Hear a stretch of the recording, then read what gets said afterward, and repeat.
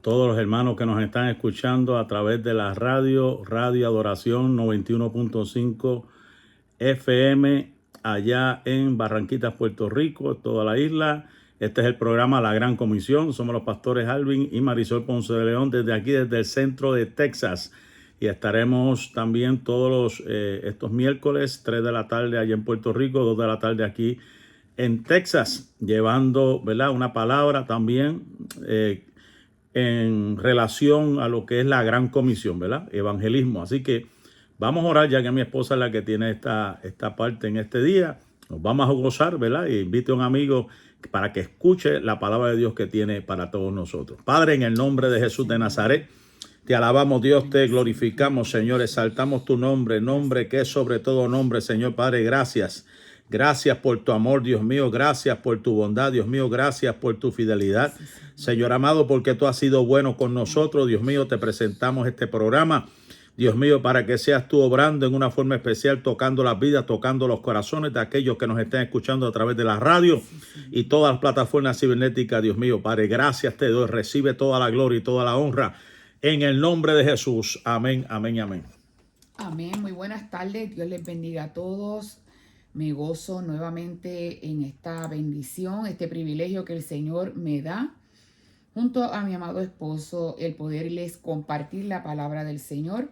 Este programa ha sido diseñado para recordarnos, para reafirmar, para resaltar la importancia de la gran comisión. La gran encomienda que el Señor nos ha dejado como iglesia de Cristo. No simplemente el que nosotros seamos salvos, sino que también compartamos, ¿verdad? Llevemos este evangelio a toda criatura como el Señor nos lo ha comisionado. Dando seguimiento a lo que hemos estado hablando acerca, ¿verdad?, de lo que es la gran comisión. Hay 6 pasajes de suprema importancia que tenemos que resaltar y no podemos pasar por alto. Número 1, el gran mandamiento. Mateo capítulo 22, versículos del 36 al 40, nos dice la palabra. Maestro, ¿cuál es el gran mandamiento en la ley? Jesús le dijo, amarás al Señor tu Dios con todo tu corazón y con toda tu alma y con toda tu mente. Este es el primero y grande mandamiento. Y el segundo es semejante. Amarás a tu prójimo como a ti mismo. De estos 2 mandamientos depende toda la ley y los profetas. Fíjense que estos son, ¿verdad? Este gran mandamiento es parte de lo que Dios nos ha comisionado. Porque si tú y yo somos seres empáticos, y ser empático quiere decir el ponernos o el colocarnos, ¿verdad?, en el lugar de las demás personas. Si nosotros somos seres empáticos, entonces nosotros vamos a sentir la necesidad de compartir este evangelio con aquel que aún no lo ha escuchado. Esto es como cuando a usted le ocurre algo bueno, ¿verdad? Cuando le dan un premio, cuando usted recibe alguna ayuda, alguna recompensa o compensación por algo que usted está esperando o desea, y usted se lo quiere compartir a todo el mundo porque la emoción es tan grande que usted quiere llevarla, la noticia a toda su familia, a los familiares que viven con usted, a la familia extendida, a sus amistades. De igual forma, nosotros hemos recibido del Señor, ¿verdad?, ese tesoro especial, la salvación de nuestra alma, para que también nosotros compartamos ese gozo que nosotros sentimos, esa transformación que hemos experimentado a través de ese momento, esa decisión tan importante que tomamos de aceptar a Cristo como nuestro Salvador, y ese gozo vino a invadir nuestros corazones. Pues de esa misma manera nosotros queremos compartir esas buenas nuevas de gran gozo. ¿A quién? A aquellos que todavía no conocen, ¿verdad?, de esa experiencia maravillosa que se llama la salvación del alma. Así es que el gran mandamiento, el Señor nos habló sobre amar a Dios sobre todas las cosas y amar a las personas. Ese amor a las personas es el que nos va a llevar a compartir esta palabra del Señor. Número 2, la gran comisión. Ya hemos hablado de esto las semanas anteriores.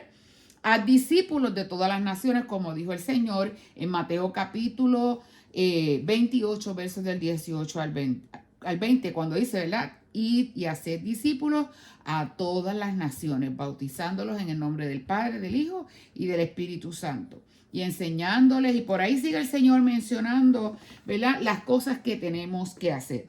Bautizarlos. Esto significa inmersión.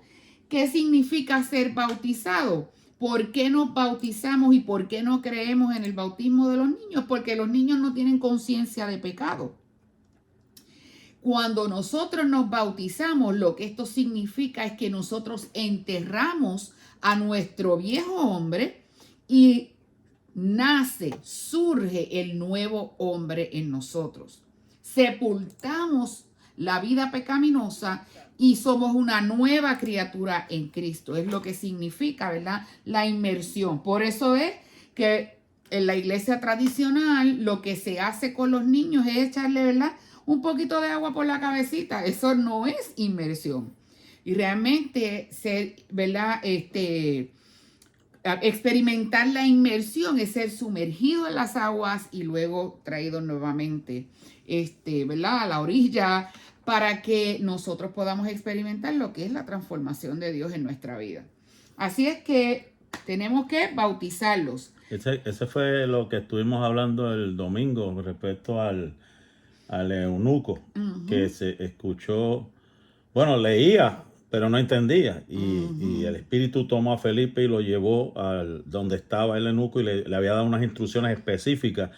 Y el eunuco lo invita, se monta, habla, y entonces después que él le explica, él le dice, pues, ¿qué impide entonces ahora que yo sea bautizado? O sea, que ahí se ve la importancia de un discipulado, ahí se ve la importancia de una preparación, de que la persona entienda, porque, bueno, como hemos estado hablando recientemente, tenemos mucha gente que ha venido a la iglesia por alguna experiencia amarga en la vida, alguna situación difícil en la vida, entendemos, ¿verdad?, la palabra del sembrador, todos esos asuntos, pero muy pocos han podido, por decirlo así, tener una experiencia de un verdadero discipulado, de tener unas raíces, como yo estaba diciendo en estos días a la iglesia. Yo creo que para mí lo esencial en mi crecimiento de toda la vida que llevo en la iglesia fue una escuela bíblica. O sea, la escuela bíblica fue lo que nos formó y ahí donde nos preparó y ahí donde entendimos la necesidad de nosotros de ser bautizados, porque aunque yo nací en el evangelio,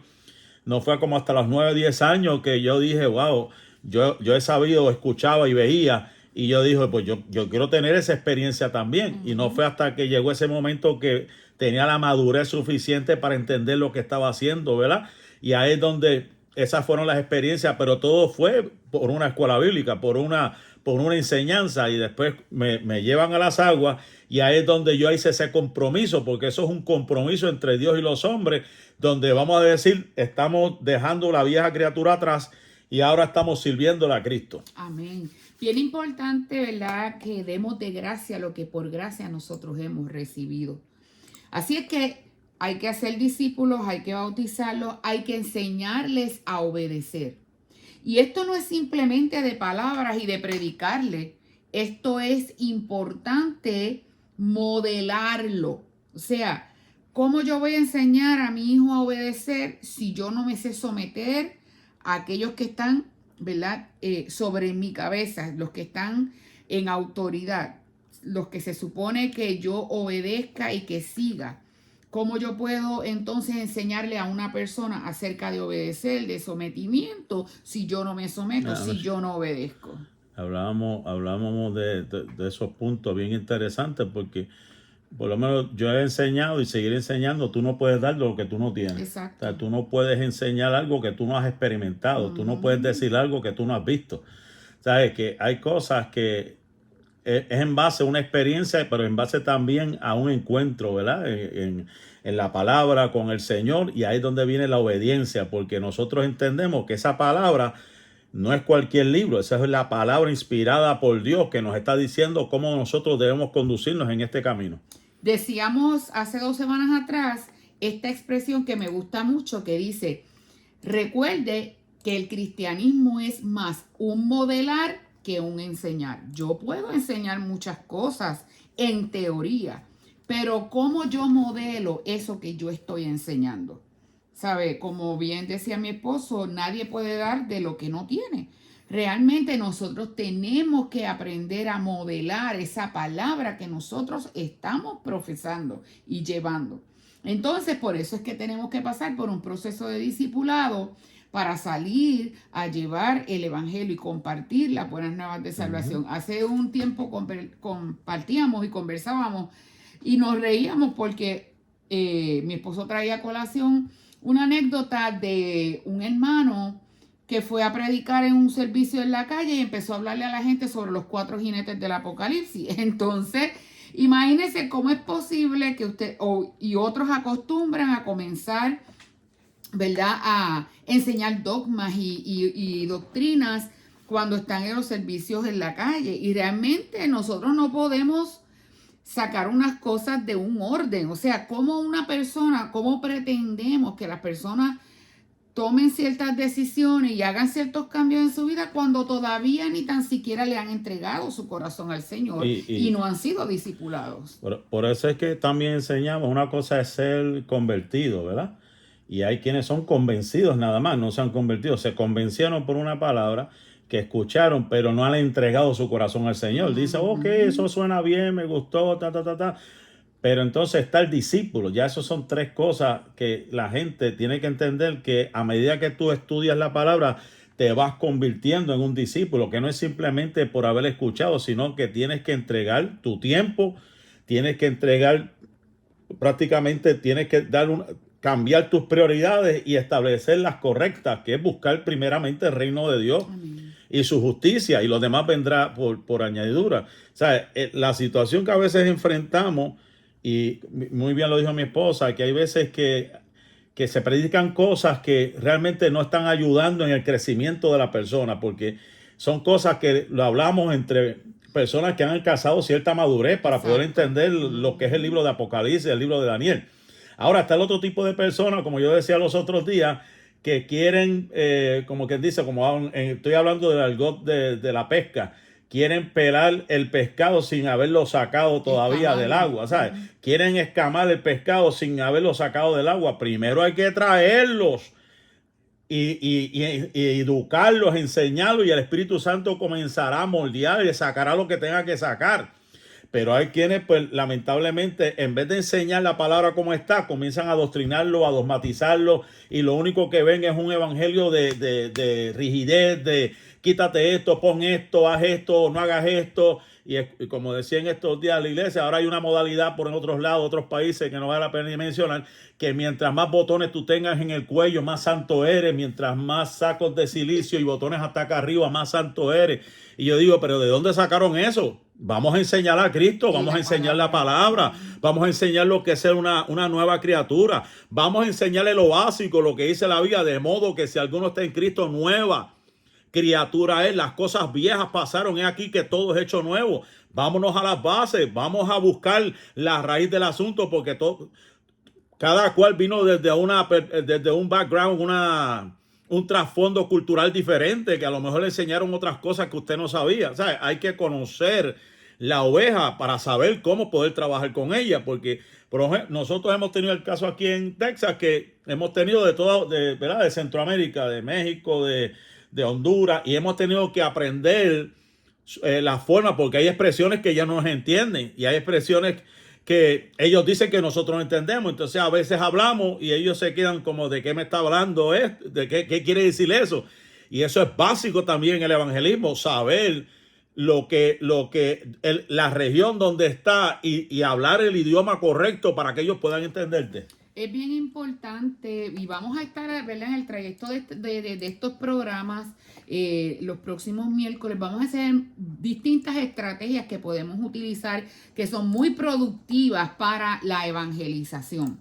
Y cuando hablamos, ¿verdad?, de cuando una persona se convierte a Cristo, siguiendo la misma línea de pensamiento que hemos estado hablando, hay que discipular, y discipular es el proceso de guiar individualmente a los discípulos a crecer en madurez espiritual y a descubrir y usar sus dones, sus talentos y sus habilidades en el cumplimiento de la misión de Cristo. O sea, por eso es bien importante, ¿verdad?, irlos conociendo, irles enseñando, irlos discipulando.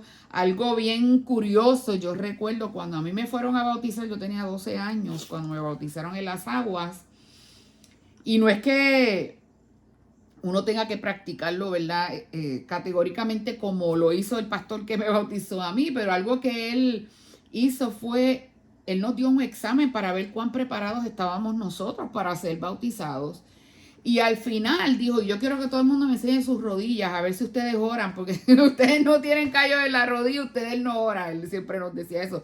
Y sabemos que hay gente que, ¿verdad?, no puede arrodillarse y ora sentado, pero en ese tiempo era parte de las exigencias para uno poder ser bautizado en las aguas. No hace mucho hablábamos con un compañero en el ministerio, ¿verdad? Hermano Yadiel, que él como pastor hacía algo que yo nunca había visto y fíjate, me llamó la atención y tenía cierta lógica, porque él decía que él los llevaba a las aguas, le daba el discipulado, pero cuando los presentaba a la iglesia, él le daba una copa a cada uno de agua.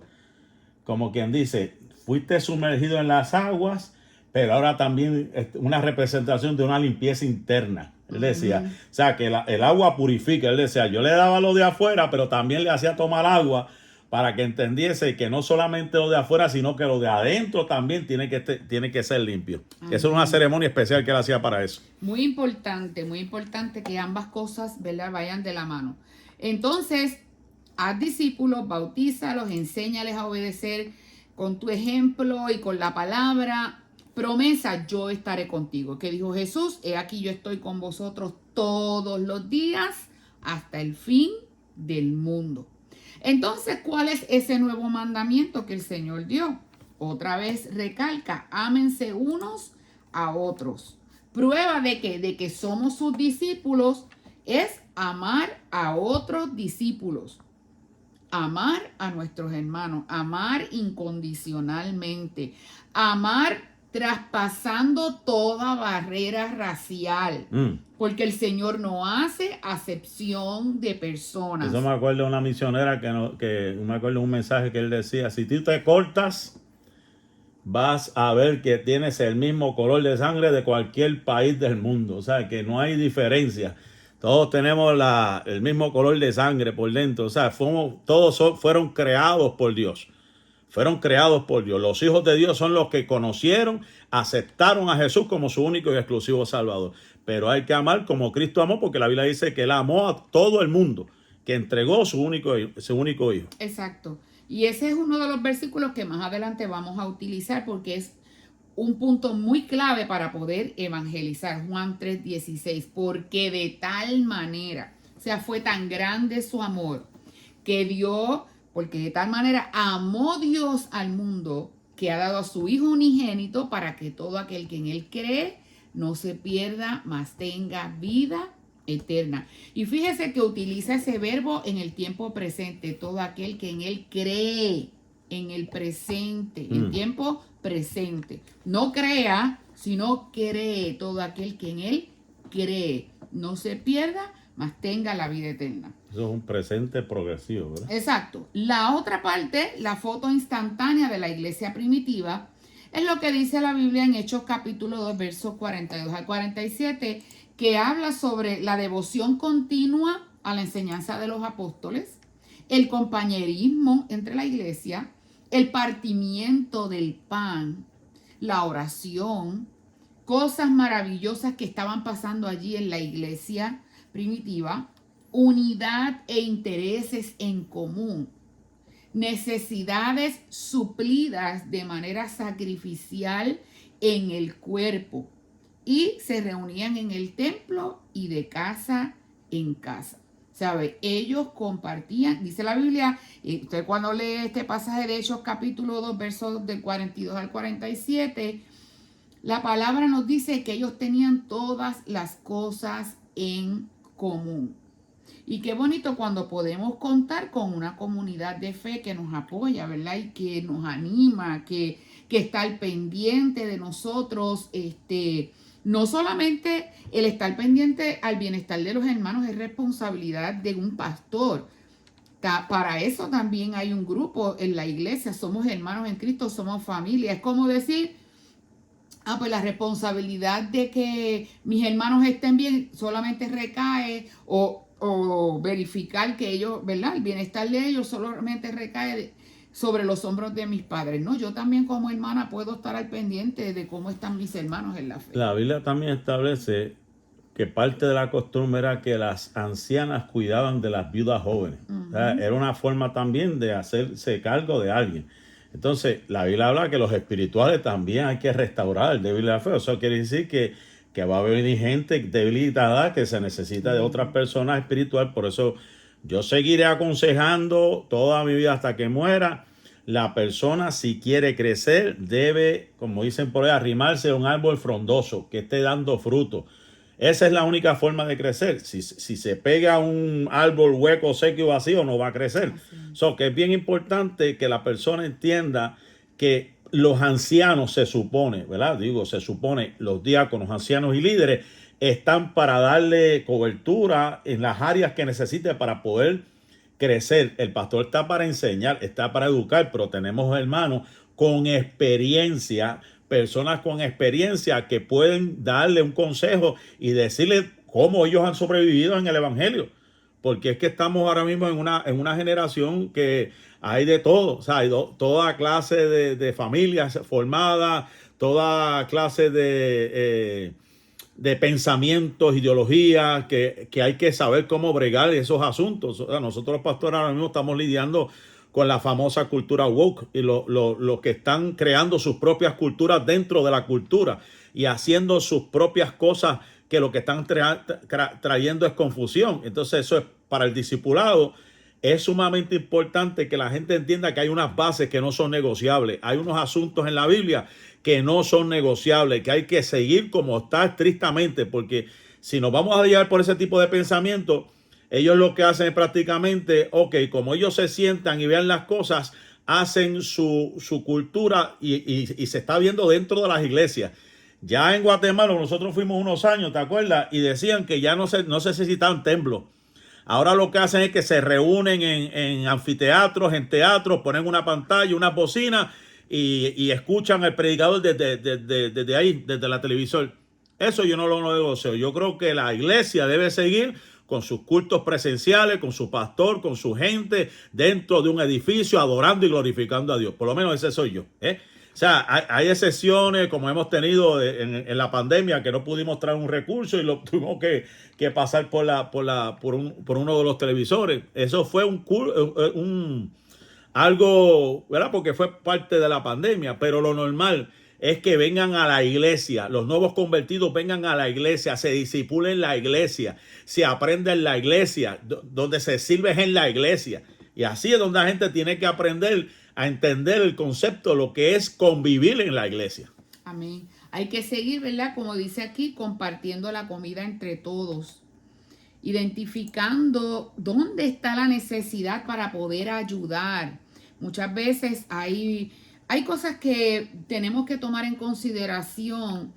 Por ejemplo, cuando vamos de misiones, cuando usted va de misiones, no solamente usted va a llevar el evangelio, usted va a identificar ciertas necesidades en esa comunidad y usted va a ayudar, porque eso es una manera de atraer la gente. Nosotros hemos experimentado en las diversas misiones que para la gloria del Señor Dios nos ha permitido participar. En República Dominicana llevamos medicamentos, llevamos dulces para los niños, globos, muchas cosas que fue una manera de poder, ¿verdad? Atraer la comunidad para que escucharan la palabra de Dios. La misma experiencia estuvimos en Guatemala, en México, cuando pudimos llevar aquellas mochilas con libretas y lápices y crayolas y todas esas cosas. Fue una experiencia bien bonita ver todos esos niños tan entusiasmados, tan contentos. La que tuvimos, no sé si tú estabas, creo que fuimos a creo que fue Haití, que fuimos a levantar cocina, el ministerio de Douglas Martí, que tiene lo de las cocinas, la cocina de Jesús, pues fuimos también a ayudar para levantar y se le dio comida a más de 300 niños. Eso fue una bendición tremenda, el poder darle un plato de comida a un niño, porque esa experiencia yo siempre la he contado. Una vez estábamos predicando en Haití y dándole y predicando hasta que un nene pequeño se me acercó y me habló en creol. Y yo le dije, le pregunté al intérprete qué es lo que me está diciendo el niño. Y el intérprete me decía, sí, que él cree en Jesús, pero ¿quién va a llenar su pancita? Le decía, ¿sabes? Que hay gente que, y es la realidad, o sea, tú le podrás hablar de lo que tú seas, pero si tú no le das de las cosas básicas que ellos necesitan, no te van a hacer caso. Esa es la realidad, o sea, el evangelio se supone que sea para servir, para que la gente entienda que la única forma muchas veces, y se ha hablado, que vean a Jesús es a través de ti, en una forma de servicio. Esa es la realidad. Eso es bien importante que lo tomemos en consideración. Por eso, cuando se va a hacer una misión, esto es como el ejército. Cuando el ejército va a hacer una misión en X país, donde ellos, ¿verdad? Van a ser trasladados para estar en esa misión, ellos identifican quiénes son sus enemigos, cómo es el lugar, qué necesidades hay, etcétera. Y de igual manera nosotros también vamos a batallar con el enemigo de las almas por la vida de esas personas y tenemos que identificar y estar familiarizados con ese lugar donde nosotros vamos a llevar la palabra del Señor. El ejército, dicho sea de paso, antes de ir a una misión, manda un equipo de reconocimiento, donde se toman fotos, donde se sabe el lugar, dónde está el enemigo, dónde está esto, dónde está lo otro. Y por eso es que nosotros acostumbramos a hacer lo que se llama cartografía espiritual, donde identificamos dónde está la necesidad, cuál es la problemática existente, dónde están las áreas donde Satanás está tomando dominio, todo ese tipo de cosas. Y ahí vamos primero a orar, ¿verdad? A pedir que el Señor dirija, que se rompan las cadenas, como tuvimos que hacer aquí cuando llegamos aquí. Esto es una zona llena de masones, espiritismo, lo que hay por todos lados, donde los masones sacrificaban niños en los montes y todo. Hasta que llegamos nosotros y empezamos a orar, empezamos a reprender, empezamos a ir por todos los edificios públicos, las escuelas, la policía, los bomberos, a orar, a reclamar el territorio para Cristo. Y el Señor nos dio la victoria hasta el sol de hoy. Llevamos aquí ya casi 13 años predicando la palabra del Señor, pero al principio fue bien duro el tener que... Todas las iglesias se cerraban, no duraban más de 3 años. No duraban más de 3 años, o sea, porque hay que romper cadenas. Hay que decirle a Satanás, se acabó, esto le pertenece a Dios. Hay que ser bien sabio y someterse, ¿verdad? Y buscar la dirección del Señor, pedirle al Señor que nos dé discernimiento de espíritus para saber y conocer qué predomina en X lugar. Una experiencia que tuvimos cuando pastoreamos en Puerto Rico, allá en la isla de Culebra. En Culebra hay un principado bien grande, se llama adulterio. Ahí es una cosa pero bien fuerte, cómo predomina el adulterio. Y usted dirá, adulterio hay donde quiera. No, pero allí es algo de alto rango. Sí. Créame que se lo digo. En las islas cerca de Culebra, eso es brujería, espiritismo, eso, válgame de todo. Es un ambiente bien fuerte. Y tuvimos la experiencia que comenzamos a ungir y a caminar por las calles de Culebra, ¿verdad? Reclamando esa isla para Cristo. Y había un brujo en el pueblo, en la misma, cerca del muelle allí de la isla de Culebra. Y cuando al otro día ese hombre fue allí al templo a pedir la oración. Me mandó a buscar, sí. Él estaba realmente tocado por lo que había ocurrido allí. Pero también tuvimos ataque nosotros. ¿Con quién? Con nuestra niña, que por poco el enemigo nos mata a mi hija, ¿sabes? Porque cuando tú te metes en terreno del enemigo de la almas, tú tienes que estar, mira, bien cimentado, porque va a venir ataque, va a venir el contraataque del enemigo para ti y te va a dar por donde más te duele. Y nuestra experiencia fue nuestra hija. O sea, en otras palabras, cuando evangelizamos tenemos que estar conscientes de que va a haber guerra. Seguro que va a haber oposición. Es más, va a haber oposición de afuera y de adentro, porque hay gente que tampoco va a creer y te va a hacer resistencia. Porque cuando nosotros llegamos aquí, ¿te acuerdas? Me decían, porque fuimos a hacer lo de evangelismo y lo de cartografía, no, eso ya se hizo aquí, no funcionó. O sea, hay gente que va a venir con ese asunto, que en otras palabras, no pierdas tu tiempo. Y yo le di, ¿cuándo fue eso? No, eso fue hace como 10 años, hace 10 años, y tanta gente que está llegando nueva. O sea, hay gente que tiene esa mentalidad porque se hizo una vez y no funcionó para algunos, no va a funcionar nunca. No, ¿sabes? Hay que buscar dirección de Dios. Es como la oración. Una oración nunca está de más. Tenemos que orar todas las veces que sea posible. Lo mismo que evangelismo. Si todas las oportunidades que tengamos, que Dios nos dirija, hay que aprovecharlas. Ahora mismo, con todo lo que está sucediendo allá en Occidente, con toda esta revuelta de estudiantes en todos los estados que están vandalizando universidades, están creando caos en los pueblos, en las universidades. Hermano, hay que levantar la bandera del evangelio y predicarle a la gente que Cristo viene, que Cristo es la única alternativa, que no es solamente de pedirle liberación para Palestina, sino que ellos sean libres de sus pecados, que vengan al conocimiento de Jesucristo y experimenten la verdadera libertad. Y es bien importante, hermano, no atemorizarnos ni aterrarnos. Escuchaba hace como 2 meses atrás a un evangelista que me impactaron sus palabras y él decía, mire, ¿por qué tenemos que tener miedo? ¿Verdad? ¿Por qué tenemos que tener miedo? No, es que aquí pasa esto, es que aquí hay avivamiento de esto. Pero mire, si el Dios a quien nosotros le servimos es más poderoso que cualquier trabajo de espiritismo, de masonería y de lo que sea. Tiene el poder para deshacer. Dice la palabra del Señor que Él vino a deshacer las obras del diablo. O sea, nosotros no podemos atemorizarnos por eso. Tenemos que, mire, dar el frente de batalla. Claro, no podemos ir desnudos, ¿verdad? Tenemos que ir revestidos del poder del Espíritu Santo y con la armadura de Dios bien puesta, pero no podemos atemorizarnos. Si usted quiere la oración, puede llamarnos al 787-201-6577. Tú que estás escuchando y sabes que la palabra te está llegando en estos momentos, corre, levante ese teléfono, queremos orar por usted.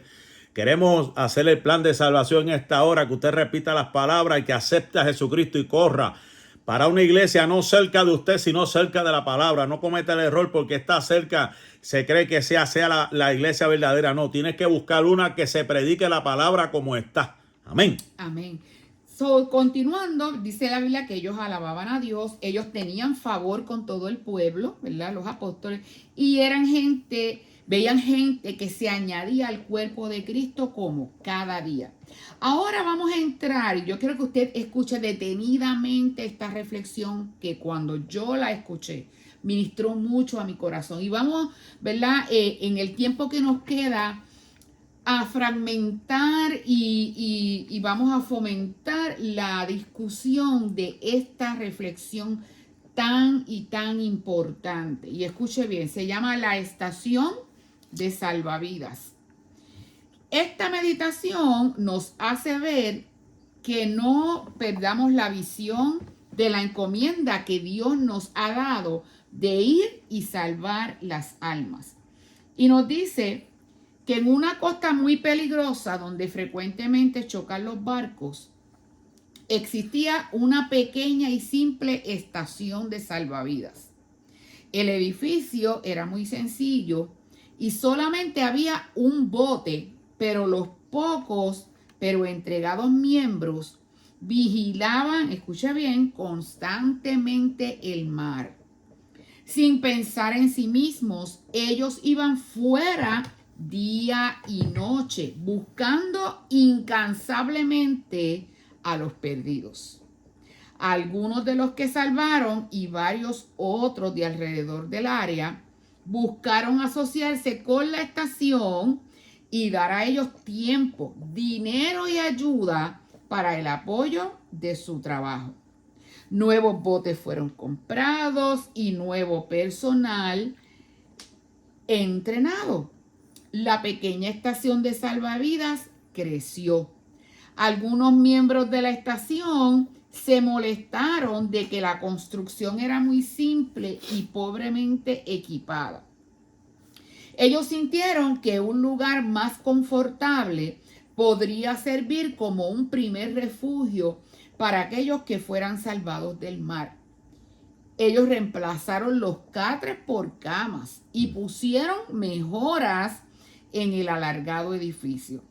Ahora, la estación de salvavidas vino a ser un lugar muy popular para que estos miembros se reunieran y ellos lo decoraron bellamente y lo amueblaron exquisitamente porque ellos lo usaron como su propio club.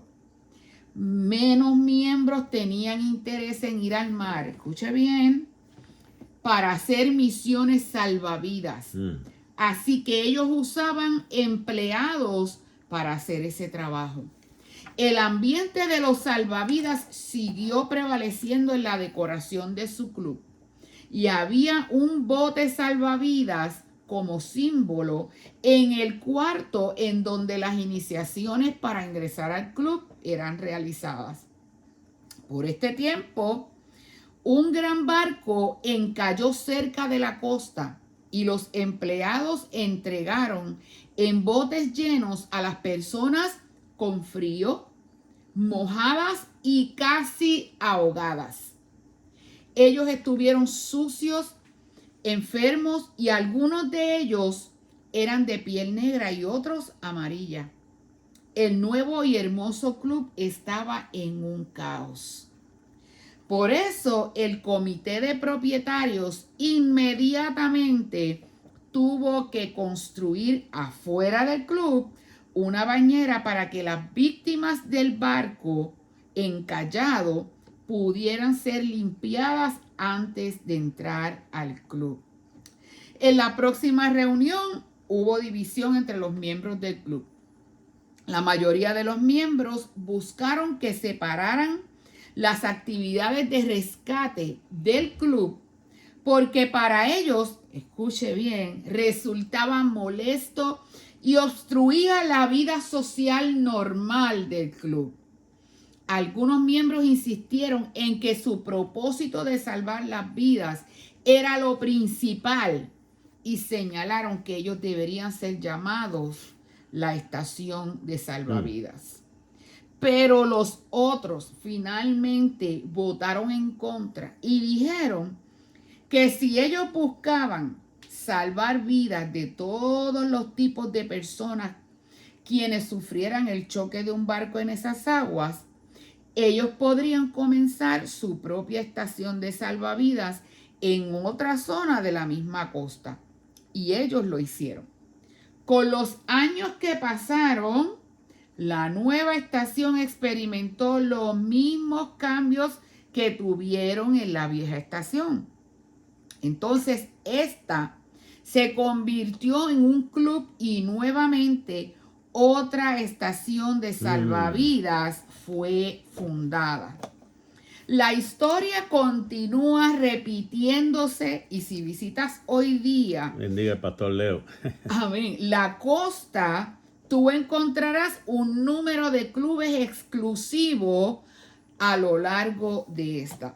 Los choques de barcos son muy frecuentes en estas aguas, pero la mayoría de la gente se ahoga. Entonces tenemos unas preguntas para discutir en esta tarde. Lo primero es, ¿cuándo fue que la estación de salvavidas era más efectiva? ¿Cuándo fue que la estación de salvavidas era más efectiva? Al principio, al comienzo, cuando estaba todo sencillo, no había muchos lujos, no había muchas facilidades, pero esa estación estaba ejerciendo su trabajo, haciendo su función, era más efectiva. ¿Dónde comenzó a desviarse el propósito de la estación? ¿Dónde? ¿En qué momento? Cuando empezaron a recostarse y a hacer separar una cosa de la otra. Creo que después de lo de la bañera empezaron como que parece que la vida de ellos de compartir y cosas se estaba siendo afectada y comenzaron como a segregar las cosas. Ahí es donde hubo una disputa y decidieron separarse de unos lados a otros. Y la otra pregunta es, ¿cómo se parece la iglesia a una estación de salvavidas? Se supone que la iglesia sea el hospital también y es una estación para que la gente sea curada, sea rescatada de las aguas, del mundo, de las tinieblas, sea traída. Que no se ahoguen. Y no se ahoguen, exacto. No se ahoguen. Y lamentablemente, ¿qué ha pasado hoy? Tenemos muchas facilidades. Hay muchas estaciones. Muchas facilidades. Y la gente se sigue muriendo. Exactamente. There you go. Hay estaciones, en cada esquina hay estaciones y la gente se sigue ahogando. Peor Ay, que santo. antes. Antes no teníamos las facilidades y no estamos en contra de tener facilidades, ¿verdad? Porque si las convertimos en bendición y las utilizamos como, ¿verdad? Como lo deberíamos hacer, pues amén. Pero lamentablemente no le estamos dando un buen uso a eso. ¿Y qué está pasando con la gente? Se está ahogando. Aún peor, se están ahogando dentro de los mismos templos, se están muriendo. Entonces, los salvavidas que tienen ya están obsoletos y no hacen la misma función. Exacto. Entonces, lo que hacen en vez de ayudarlos se hunden. Porque no se le da mantenimiento tampoco. Exacto. Y muchos no quieren tampoco cambiar su estilo, tú sabes, obsoleto. Sí, ¿Entiendes? todo es viejo. Y cuando digo obsoleto, no estoy hablando de la palabra de Dios, porque la palabra de Dios no es obsoleta. Dice la Biblia, ¿verdad? El cielo y la tierra pasará, pero mi palabra no pasará. Ella es y será siempre la palabra de Dios, la voz de Dios escrita. No me refiero a eso. Me refiero a que muchas veces estamos encajonados en ciertos estilos que ya no son productivos como antes, pero no queremos mejorar. Queremos quedarnos ahí. La palabra no cambia. Fruto. La palabra no cambia, pero tenemos que actualizarnos, ver qué estrategias podemos utilizar para ganar un alma para Cristo. Y yo digo, lo que estamos haciendo ahora mismo, hay medios. Está la radio, está la televisión, está la internet. Hay medios donde se puede conectar al mundo entero y se predica la palabra. Y si usted ve qué es realmente lo que se está viendo en las redes, qué es realmente la mayoría de lo que hacen las redes, de todo menos predicar a Cristo. Esa es la realidad. Es social, porque como es una red social, pues es social, todo es social. Y Cristo no puede ser prioridad ahí. Y de 10 palabras zumbar una palabra que sea referente a la Sagrada Escritura. ¿O es que se lo estamos dejando a todos los pastores y a los evangelistas? Pues si la iglesia, la responsabilidad es de toda la iglesia, no es solamente de los pastores y de los evangelistas. Todo el mundo está llamado a predicar el evangelio de Jesús. Es bien importante, hermanos, que como iglesia reflexionemos en eso. Que comencemos a ser empáticos, a identificarnos con la necesidad de nuestra comunidad. ¿Qué necesita mi comunidad? ¿Cómo yo como iglesia puedo ayudar? Y mire, vamos a dejar los nombres para un lado. Vamos a echar los nombres a un lado y vamos a unirnos todos por la causa de Cristo. ¿Cuántos ancianitos no hay que no tienen familiares, no tienen a nadie que vaya allí a su casa, que le limpie su casita, que los ayude para llevarlos a sus citas médicas?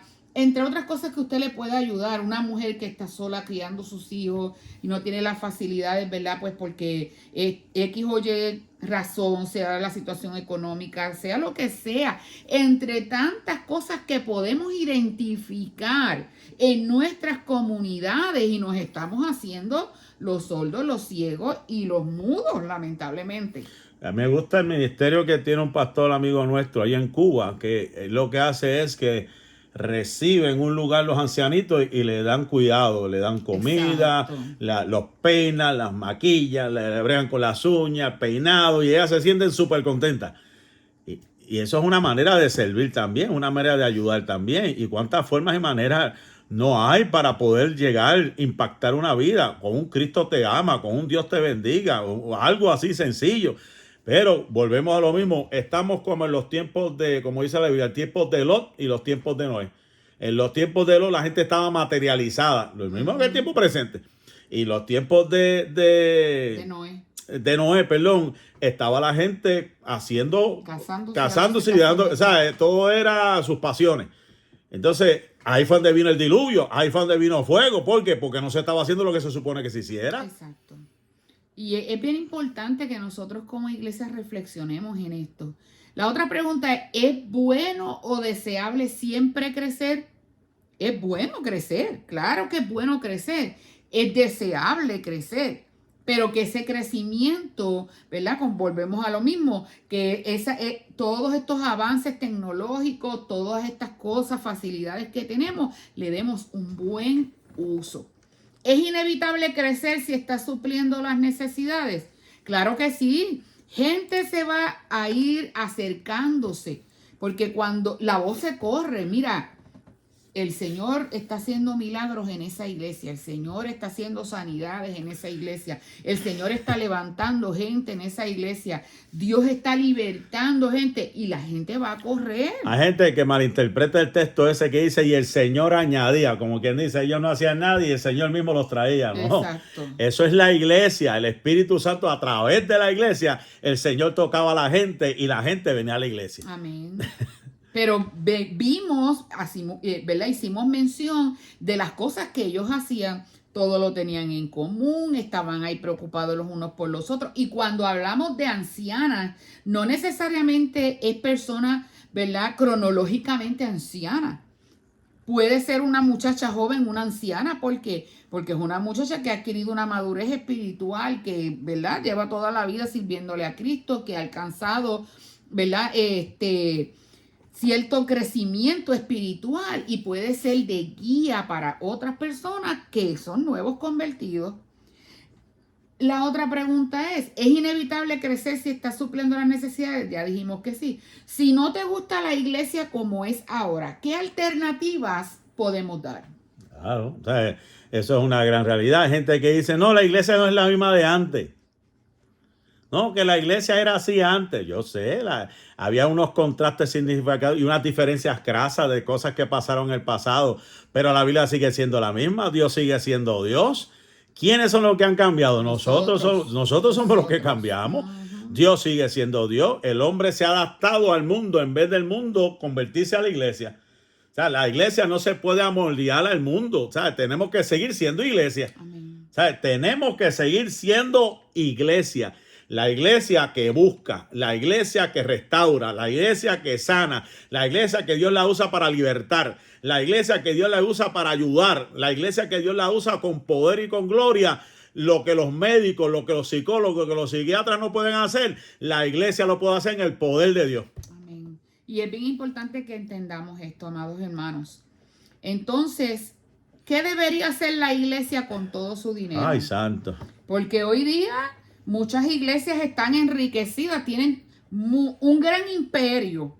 Tienen cafetería, tienen teatro, tienen playground para los niños y todas esas facilidades, que es algo bueno. Hay una iglesia aquí cerca que tienen Starbucks dentro de la iglesia. Yo no digo, ¿verdad?, que es algo malo el que usted tenga sus facilidades ahí, ¿verdad?, en los predios del templo. Pero más que eso, ¿sabes? No podemos entonces permitir que eso nos robe el tiempo que a Dios le corresponde, que eso nos permita cambiar nuestra liturgia, nuestra manera de servir a Dios. Dios nos ha llamado para que nos consagremos a Él, y cuando usted busca la definición de consagrar, Dios nos separa para Él. Entonces, si Dios nos separa para Él, nosotros ya no podemos practicar las mismas cosas que hace el mundo. Tenemos que vivir conforme a la palabra de Dios, vivir para Él. ¿Y qué podemos hacer con todo el dinero? Identificar la necesidad, ayudar. Miren, muchísima gente que necesita un plato de comida, que necesita un par de zapatos, que necesita un vestido. Entre tantas cosas que podemos ayudar. Según las últimas estadísticas que yo vi de todo el dinero que se manda a las misiones, dice que un medio centavo es lo que realmente toca allá. Reciben. Todo es en administración, en viajes, hoteles, pero cuando usted divide lo que mandaron para toda la gente que había que cubrir, ni un centavo. Esa es la realidad que estamos viviendo. Si no le dan un hotel 5 estrellas, si no le dan las últimas atenciones, si no le dan, olvídate, como si fueran reyes. Y no pueden pasar necesidad, gente que no puede pasar necesidad. Entonces se quieren hacer los más misioneros. Mire, mi hermano, yo por lo menos yo he aprendido que el dinero que yo recibo personalmente, de ese dinero es que yo uso para poder invertirlo en la obra e ir a esos viajes. Yo no pido nada, ¿Por qué? Porque eso es parte de nosotros, a ser responsables con lo que Dios nos ha dado para poder sacar y poder invertir en la obra del Señor. O sea, hay cosas que uno no, a veces uno no entiende, en el sentido de que como si una persona tiene la capacidad, tiene las finanzas para hacer algo y le pone tantas excusas al Señor. Mira, si no puede ir, envía a alguien o envía los pesos a través de una organización seria y responsable que pueda llevar la palabra del Señor a ese lugar. Pero siempre hay una excusa. La gente siempre está con una excusa. Si usted puede sacar 5 pesos mensuales, 10 pesos mensuales, tenerlo en una cuenta de ahorro y cuando tenga la oportunidad mandarlo directamente a un misionero a una cuenta. ¿Cuántos misioneros no tienen que conocemos? Nosotros estamos respaldando gente en la India, gente allá en Indonesia, gente en Cuba, y hacemos los cultos y le enviamos directamente a esos siervos o se la llevamos personalmente. Dios bendice, seguro que Dios bendice y bendice más cuando le damos a la obra del Señor para esos necesitados allá en el campo misionero. Eso es algo, y es una bendición, créame que es una satisfacción muy grande cuando nosotros tenemos la oportunidad de llegar a uno de estos países, como les decía ahorita, aquella vez que fuimos a México que pudimos, porque aprovechamos que aquí cerró una librería y pusieron las Biblias, bueno hermano, 90% de descuento, imagínense. Yo compré para mí yo compré más de $100 en Biblia. ¿Y qué hice? Me las llevé para México. Y cuando fuimos allá las repartimos. Y la alegría, el gozo de... Y no le estoy hablando de una Biblia cualquiera. Yo le estoy hablando a usted que yo pude comprar una Biblia Thompson que me salió como en $5. Una Biblia del arcoíris que me salió como en $3. Porque ellos las pusieron bien baratas para salir de toda esa mercancía. Y yo aproveché... No es que yo las tengo aquí para mí, algunas de ellas, pero quise comprar más para poderlas compartir. Y fue una bendición, verdaderamente, el que esos hermanitos allí en México pudieran recibir esa Biblia, porque ni para eso tenía, ni para comprar una Biblia. O sea que es bien importante que no seamos egoístas, porque a veces, ay, como yo estoy bien, pensamos, como decía mi papá antes, que la gente, él dice que cuando él se criaba, él escuchaba mucho ese refrán, que la gente decía, comí yo, comió el pueblo. Y a veces que pensamos de esa manera tan egoísta, ¿verdad? Pues comí yo, comió el pueblo. No, hermano, no. Piense que a lo mejor usted tuvo una suculenta cena, un suculento desayuno o un suculento almuerzo, pero quizás hay alguien que no tiene ni tan siquiera una tacita de café, ni tan siquiera un pedacito de pan para llevar a su mesa. Así es que, miren, no pensemos tanto en nosotros, pensemos en los demás, porque eso es lo que el Señor quiere. ¿Cómo podría la iglesia evitar los problemas de la estación de salvavidas? Todos esos problemas que se formaron allí. ¿Y qué debería haber hecho la estación de salvavidas? Peticiones para oración.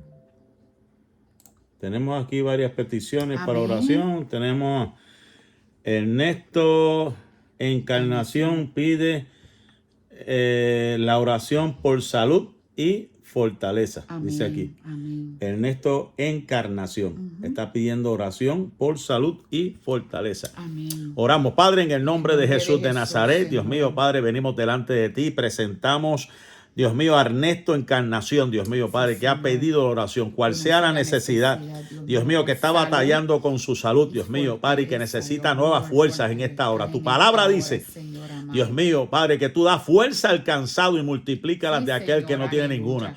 Tu palabra dice que fuiste herido por nuestras rebeliones, aleluya, molido por nuestros pecados, pero el castigo de nuestra paz fue sobre ti, por tu llaga nosotros fuimos curados. Declaramos salud en el nombre de Jesús sobre esa vida. Gracias, Señor. Amén. También está pidiendo oración Omaira Rivera, que pide la oración por su familia y su tío enfermo de cáncer. Amén. Vamos a orar, Padre, en el nombre de Jesús de Nazaret. Clamamos, Dios mío, por fortaleza de la familia de Omaira Rivera, Señor amado, Dios mío, Padre, con esta situación tan triste, tan lamentable de tener un familiar, Dios mío, Padre, con cáncer, Dios mío, Padre, sé tú obrando. Si te place en tu voluntad, Dios mío, en tu soberana voluntad sanarlo. Sé que ese cáncer en esta hora desaparece, normaliza, Dios mío, Padre, toda célula cancerosa en esta hora. Declaramos salud en el nombre de Jesús de Nazaret, por el poder de tu palabra, Jehová de los cielos. Aleluya, Señor, mi alma aleluya. alaba la gloria del Señor Qué Jesús bueno en eres, esta Dios. hora. Aleluya. ¿Verdad? Ya casi para terminar, seguimos.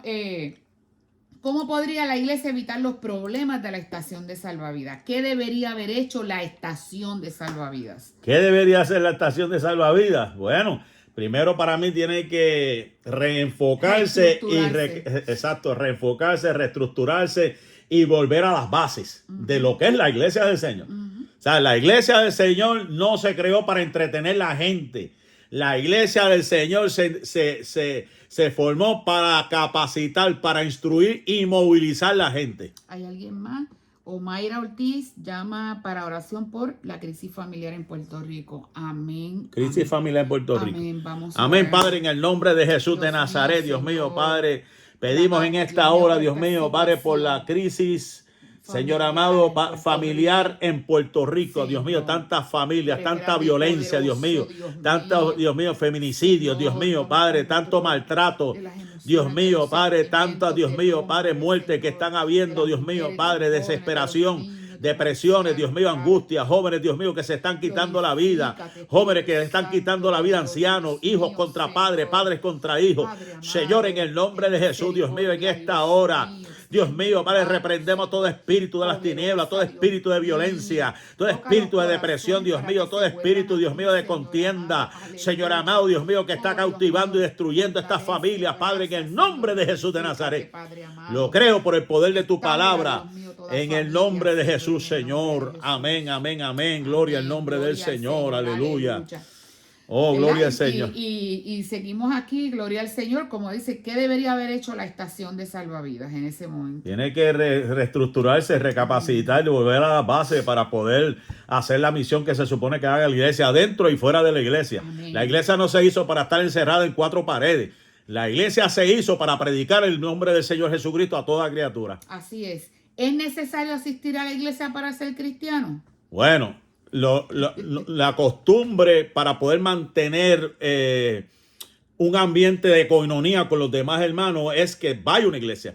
Pero el ser cristiano es un estilo de vida que tiene que ser dentro y fuera. Amén. Dentro y fuera tiene que ser un cristiano. Pero la iglesia es importante porque ahí nos reunimos los santos y tenemos esa coinonía, ese compartir como cristianos para crecer en Dios. Amén. Y bueno, hay que aclarar, la iglesia somos nosotros y nos congregamos en un templo para adorar y glorificar el nombre del Señor.